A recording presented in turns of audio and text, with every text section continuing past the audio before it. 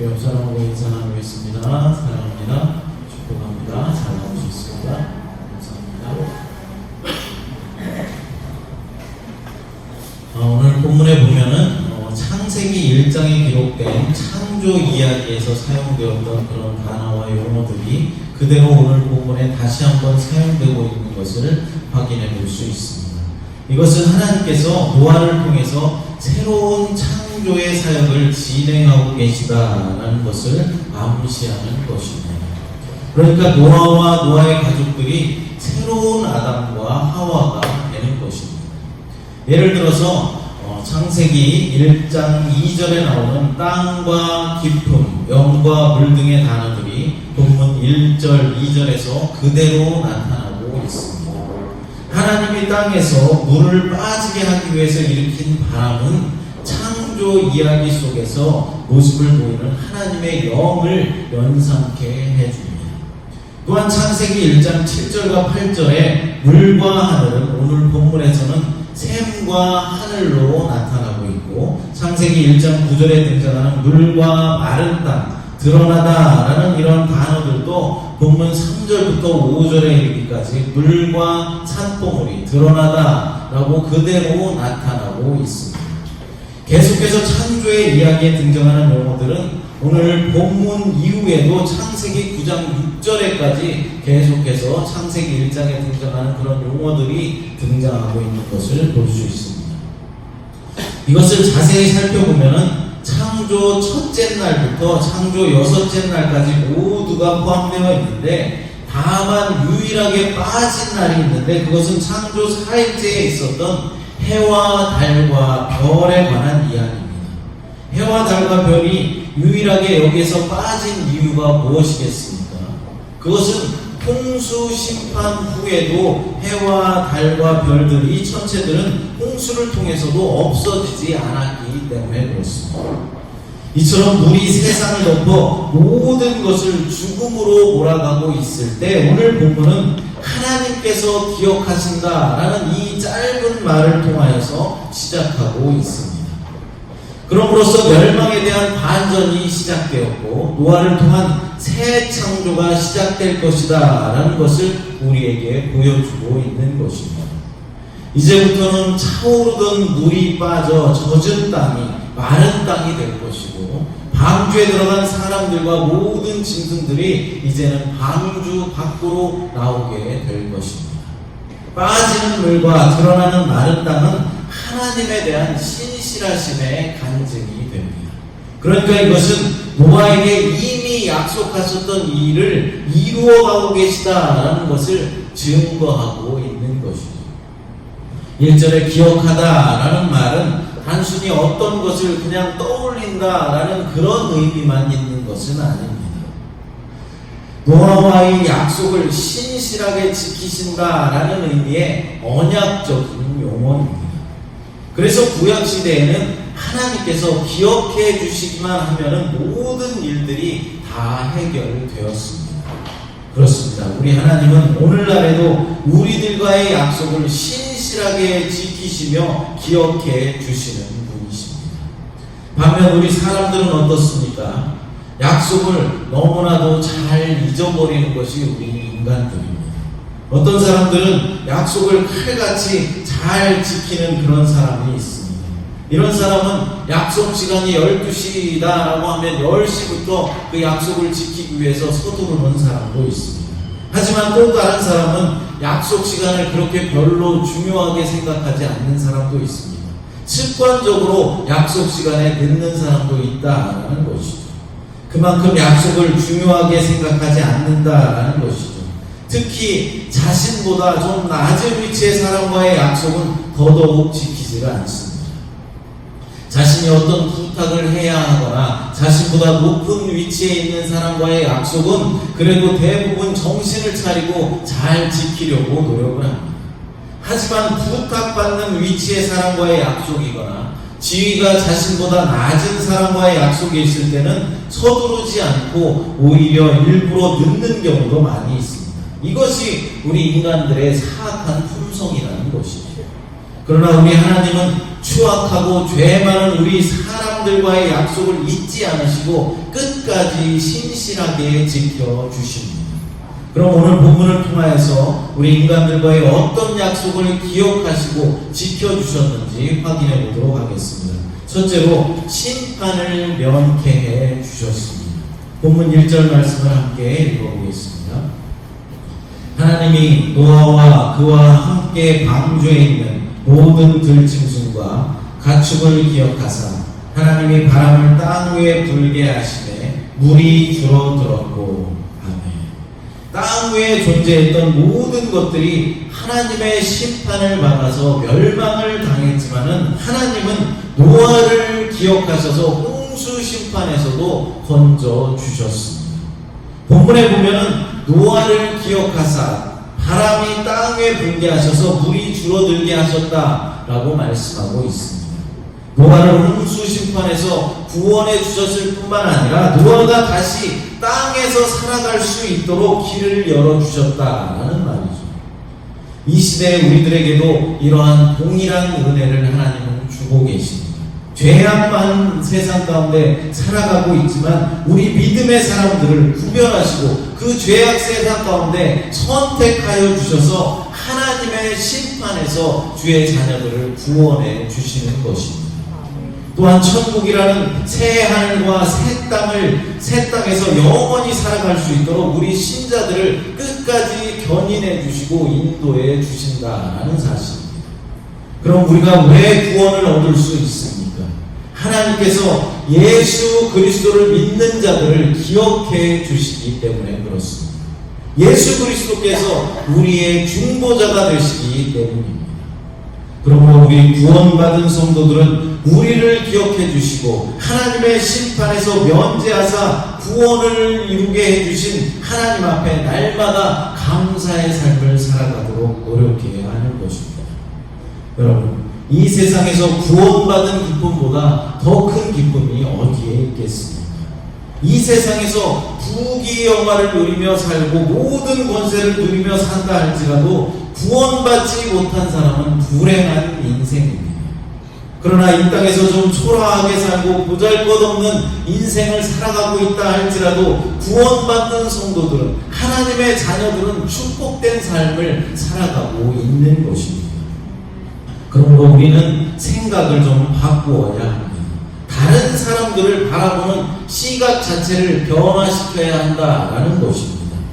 좋은 집에 살고 좋은 직장에 다니고 부자로 사는 사람을 보며 성공한 사람이라고 생각하고 부러워할 것이 아니라 신앙이 뛰어나고 믿음의 정절을 지키며 훌륭한 믿음을 보이고 사는 그런 사람을 보고 우리는 도전을 받고 부러워해야 한다는 것입니다. 비록 믿음이 좋은 사람이 좀 가난하게 산다라고 할지라도 그 믿음의 부요함을 바라볼 수 있는 영의 눈을 우리는 떠야 하는 것입니다. 어떤 어려움에도 감사하면서 꿋꿋하게 믿음을 지키는 그런 사람이 부요한 사람이고 바로 우리가 본받아 살아가야 할 사람인 것입니다. 둘째로 기억하셔서 환난을 감해 주십니다. 본문 4절과 5절 말씀을 함께 읽어보겠습니다. 일곱째 달, 곧 그달 연 1의 날에 방주가 아라랏산에 머물렀으며 물이 점점 줄어들어 열째 달, 곧 그달 초하룻날에 산들의 봉우리가 보였더라. 아멘. 노아와 그의 가족들은 홍수 가운데서도 안전하게 구원함을 받았습니다. 그러나 그들의 믿음은 홍수가 그친 후에도 계속해서 시련을 받았습니다. 이게 무슨 말이냐면은 홍수 심판은 이제 끝났지만 노아와 노아의 가족들 그리고 방주에 있었던 모든 동물들이 방주 밖으로 나올 때까지는 더 오랜 시간을 기다려야 했다는 것입니다. 얼마나 오랜 시간을 기다려야 했습니까? 본문을 비롯한 8장 전체를 살펴보면서 시간을 계산해 보면은 비가 그친 후에도 5달 동안이나 방주 안에서 기다리면서 더 머물러 있었다라는 사실을 알 수 있습니다. 이때 노아와 노아의 가족들의 심정이 어떻겠습니까? 장대비 같은 비가 40주와 밤낮 없이 쏟아졌습니다. 그러니까 이들은 40일 동안이나 냄새나는 방주 안에서 머물러 있어야 했다라는 것이죠. 그런데 이제 비가 그쳐서 이제 땅을 밟고 땅 밑으로 내려가고 싶은데 물이 쉽게 빠지질 않는 것입니다. 우리도 일이 없고 만날 사람도 없을 때 집안에만 갇혀 있는다라고 하면 얼마나 힘이 듭니까? 물론 처음 일주일간은 그동안 잠 못 잤던 잠도 실컷 자고 편안히 쉴 수 있어서 좋을 수도 있을 것입니다. 그런데 그런 시간들이 일주일이 지나고 2주일이 지나고 한 달쯤 넘어가면 어떻겠습니까? 한 달 동안 어디 나가지도 못하고 집안에만 갇혀 있다라고 생각하면 어떻겠습니까? 아마 정신병이 걸릴지도 모를 것입니다. 실제로 저도 한국에서 이제 부교역자 사역을 마치고 교회를 개척했을 때 처음 몇 달간은 정말로 우울했었습니다. 부교역자로 있을 때는 사람들이 많고 찾아오는 사람도 많고 교회가 크다 보니까 만날 사람도 많고 할 일도 아주 많았습니다. 그래서 사실 하루쯤 좀 푹 쉬었으면 좋겠다 그런 생각들을 많이 했었습니다. 그런데 막상 이제 개척을 하고 나니까 찾아오는 사람도 없고 만날 사람도 없고 식사할 사람도 없고 그렇다고 교회에 성도가 많아서 정신없이 일을 많이 해야 하는 것도 아니고 정말로 우울증이 올 것만 같았습니다. 많은 사람들을 대하다가 갑자기 만나는 사람이 없어지니까 제 감정이 좀 다운되었던 것입니다. 그래서 처음 몇 달간은 거의 날마다 5층의 그 개척교회 창가에 앉아서 지나가는 사람들을 보면서 시간을 보냈던 기억이 있습니다. 그런데 노아는 40일 동안 비가 그치기를 기다렸다가 이제 땅을 좀 밟을 수 있겠구나 생각했지만 물이 빠지질 않아서 방주 밖으로 나가지 못했던 것입니다. 그러고도 5달을 더 기다려야만 했습니다. 여러분 5달이면 며칠입니까? 150일입니다. 그러니 얼마나 답답했겠습니까? 비가 쏟아진 시간보다도 물이 빠지기를 기다린 시간이 더 오래, 훨씬 오래 걸렸다라는 것입니다. 그 기다림은 바로 믿음의 시련이었습니다. 그러나 하나님은 노아를 절대로 잊지 않으셨습니다. 마침내 바람을 불게 하셔서 물을 서서히 줄어들게 해 주셨습니다. 여러분, 우리들의 모습은 어떻습니까? 무언가 기다리지 못하고 하나님을 원망하며 불평하고 있지는 않으십니까? 우리에게 잘 차려진 밥상을 이제 하나님께서 준비하고 계신데 우리는 그것을 기다리지 못해 조바심을 내고 불평을 내고 있지는 않으십니까? 사랑하는 여러분, 신앙은 기다림과의 싸움이라는 사실을 잊지 마시기 바랍니다. 이 기다림에 실패하면 우리의 신앙생활은 완전히 무너지게 되어 있습니다. 전도의 열매를 맺기 위해서 우리는 기다려야 하는 것입니다. 교회의 성장과 부흥을 기다려야 합니다. 한 사람의 믿음이 성장하기까지 우리는 도와주고 기다려 주어야 하는 것이고 또 여러분들의 간절한 기도 제목들이 이루어지기까지 우리는 인내하면서 기다려야 하는 것입니다. 기다리지 못하고 조바심을 내다가 일을 그르친 신자들이 얼마나 많이 있는 줄 모릅니다.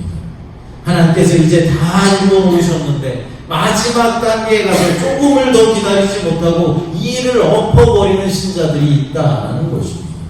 그러므로 우리의 신앙의 여정은 기다림의 여정이라는 사실을 깨달아서 그 기다림의 훈련을 통과하시는 여러분들이 되시기를 간절히 바랍니다. 그런데 여러분, 우리 하나님은 성도들의 이러한 시련이나 환난을 기억해 주신다는 사실을 아십니까? 믿음의 정절을 지키기 위한 환난과 하나님 나라의 확장을 위한 시련, 그리고 주님의 뜻을 따르기 위한 인내와 어려움 등을 하나님께서는 기억하시고 꼭 갚아 주신다라는 사실입니다. 결국은 성령 하나님께서 역사해 주셔서 성령의 바람을 불게 하셔서 시련과 환난, 모든 어려움도 물러가게 해 주시는 것입니다. 그러므로 우리는 어떤 어려움과 시련에도 불안해하지 말고 주의 약속을 믿고 인내하면서 끝까지 기다려야 하는 것입니다. 노아가 비가 그치길 40일 동안 기다리고 나서도 또다시 물이 다 빠지기까지 150일간을 더 기다렸던 것처럼 우리도 끝까지 하나님을 신뢰하며 기다려야 하는 것입니다. 우리 하나님은 우리를 기억하셔서 시련과 환난에서 건져 주십니다. 성령님을 보내주셔서 우리의 모든 어려움에서 건져 주십니다. 이 사실을 믿으시기 바랍니다. 셋째로 기억하사 모든 것에 은혜를 베풀어 주십니다. 본문 1절을 다시 한번 읽어보겠습니다. 하나님이 노아와 그와 함께 방주에 있는 모든 들짐승과 가축을 기억하사 하나님이 바람을 땅 위에 불게 하시매 물이 줄어들었고. 아멘. 하나님은 노아 때문에 노아 안에 있는 노아의 가족들과 방주 안에 있는 노아의 가족들과 그 모든 짐승들 가축들까지도 기억하셨다라고 말씀하고 있는 것입니다. 그러니까 하나님은 성도 한 사람만 기억해 주시는 것이 아니라 그와 함께한 그의 가족들, 그와 모든 영역들을 다 기억해 주신다라는 말입니다. 그래서 모든 것이 협력하여서 선을 이루도록 역사해 주십니다. 물론 시련이 있고 어려움도 있을 수 있겠지만 결국에는 하나님의 의를 이루어 가신다라는 것입니다. 요셉의 이야기는 하나님이 성도 한 사람만 기억해 주시는 것이 아니라 요셉의 모든 가족과 더 나아가서 이스라엘 백성들을 기억하셔서 하나님의 뜻을 이루어 주셨음을 보여주는 아주 좋은 예가 될 것입니다. 창세기 45장 7절과 8절을 읽어보겠습니다. 하나님이 큰 구원으로 당신들의 생명을 보존하고 당신들의 후손을 세상에 두시려고 나를 당신들보다 먼저 보내셨나니 그런즉 나를 이리로 보낸 이는 당신들이 아니요 하나님이시라. 하나님이 나를 바로에게 아버지로 삼으시고 그 온 집의 주로 삼으시며 애굽 온 땅의 통치자로 삼으셨나이다. 아멘. 여러분, 이게 무슨 내용입니까? 요셉의 형들이 그들이 사는 가나안 땅에 아주 큰 흉년이 들어서 이제 애굽의 곡식을 얻으러 갔습니다. 그런데 그곳에 애굽에서 곡물을 관리하고 애굽의 제2인자로 있는 총리로 있는 그런 사람이 자신들이 예전에 시기하여서 애굽의 노예로 팔아 넘겼던 자신들의 동생 요셉이라는 사실을 전혀 알고 있지 못했습니다. 때가 되어서 요셉은 형들에게 자신의 정체를 사실대로 밝힙니다. 요셉의 형들은 자신들의 죄를 잘 알고 있었기 때문에 이제는 정말 죽었구나 생각하면서 애굽의 총리가 된 동생 요셉 앞에서 덜덜 떨고 있었습니다. 바로 그때 요셉이 형들에게 한 말이 지금 읽은 창세기 45장 7절과 8절 말씀입니다. 다시 한번 천천히 읽어보겠습니다. 하나님이 큰 구원으로 당신들의 생명을 보존하고 당신들의 후손을 세상에 두시려고 나를 당신들보다 먼저 보내셨나니 그런즉 나를 이리로 보낸 이는 당신들이 아니요 하나님이시라. 하나님이 나를 바로에게 아버지로 삼으시고 그 온 집의 주로 삼으시며 애굽 온 땅의 통치자로 삼으셨나이다. 아멘. 두려움에 떨고 있는 요셉의 형들에게 형님들이 나를 종으로 팔아서 이곳 애굽 땅에 오게 한 것은 형님들의 잘못이 아니라 하나님의 뜻이었다라고 지금 말하고 있는 것입니다. 무엇 때문에 하나님이 자신을 애굽 땅에 팔려오게 했다라고 말하고 있습니까? 형들의 생명을 보존하고 형님들의 후손들을 살리시려고 나를 애굽 땅에 이렇게 먼저 보내셨다라고 말하고 있습니다. 여기서 후손을 살린다라는 이 말은 이스라엘 백성들을 구원한다라는 의미입니다. 결국 이것은 하나님의 백성들, 주의 자녀들을 구원하시겠다는 하나님의 원대한 뜻인 것입니다. 그러니까 하나님께서 요셉 한 사람의 믿음을 보시고 형님들과 그의 모든 가족들, 더 나아가서 이스라엘 민족들과 주의 백성들을 살리시겠다라는 말입니다. 지금도 마찬가지로 하나님은 우리 믿음의 사람을 한 사람만 기억해 주시는 것이 아니라 우리의 가족들과 우리의 모든 영역들을 기억해 주신다는 사실을 믿으시기 바랍니다. 그러니까 우리 한 사람을 통해서 하나님 나라의 역사를 이루시고 주님의 의를 이루어 가시는 것입니다. 누구를 통해서이겠습니까? 잘난 사람, 부자들, 똑똑한 사람들만 통해서이겠습니까? 그렇지 않습니다. 우리 주님은 지극히 보잘것없는 사람을 통해서 주님의 뜻을 이루어 가십니다. 비록 겉으로 보여지는 모습은 초라해 보이고 아무것도 없는 것 같이 보이는 사람일지라도 그의 신이시라는 믿음을 모시고 하나님 나라의 의를 이루어 가시는 것입니다. 사랑하는 여러분, 우리는 하나님께서 우리 믿음의 사람들을 기억하사 심판에서 면제해 주시고 시련과 환난에서 건져주시며 주님의 은혜로 말미암아 우리를 통하여 하나님의 뜻을 이루어가게 하심을 믿어야 합니다. 하나님께서 우리를 온 천하보다도 귀하게 여기신다는 그런 확신과 자부심을 가지십시오. 하나님은 우리를 기억해 주십니다. 모든 환난에서 건져 주십니다. 이렇게 좋으신 하나님께 날마다 감사의 삶을 살아가는 저와 여러분 모두가 되시기를 간절히 축복합니다. 이 시간 함께 찬양 부르시고 함께 기도하겠습니다. 하나님은 너를 지키시느니라. 사랑하는 하나님 감사합니다.